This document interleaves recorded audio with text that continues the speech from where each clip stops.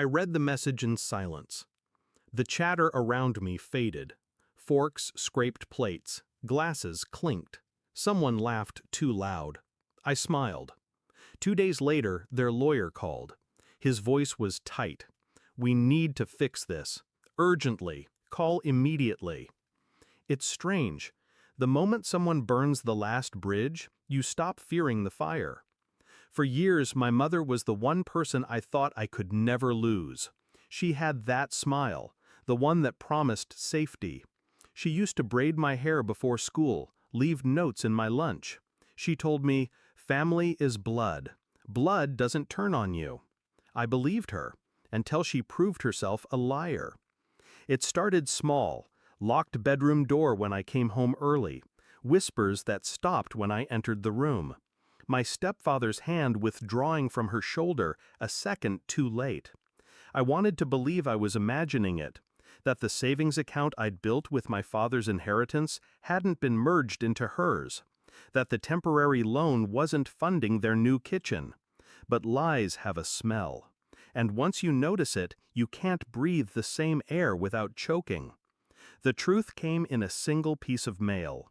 My father's house, my house, quietly signed over. Her signature neat, my stepfather's just beneath. My name, nowhere. I didn't confront her, not yet.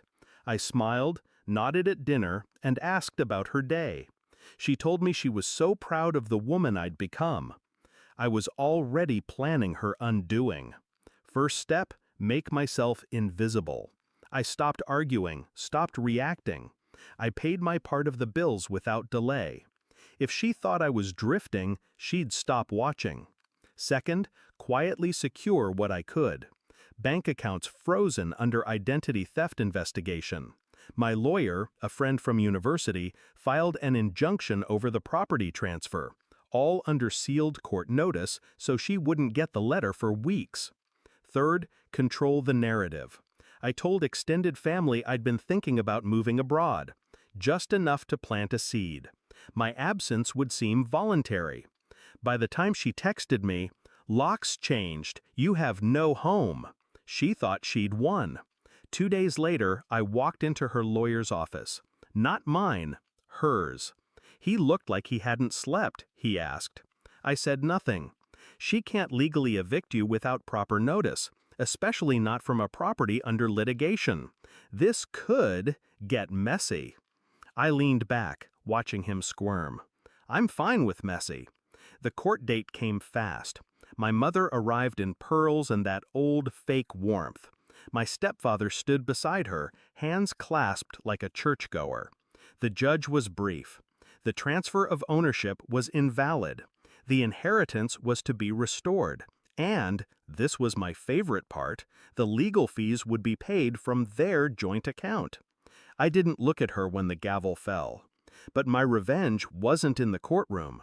That was just paperwork.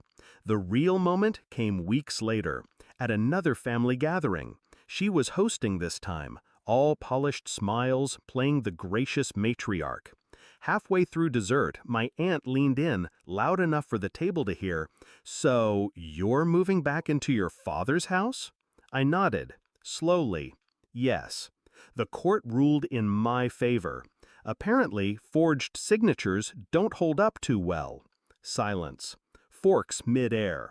My mother's face didn't crack, but her hand trembled just enough to rattle her teacup. I kept my tone light. "Oh, and the locks? I changed them again. You'll need to return the spare key." She didn't meet my eyes for the rest of the night. I didn't do it for the house, or the money. I did it so the next time she smiled that warm, motherly smile at someone, she'd know that I knew.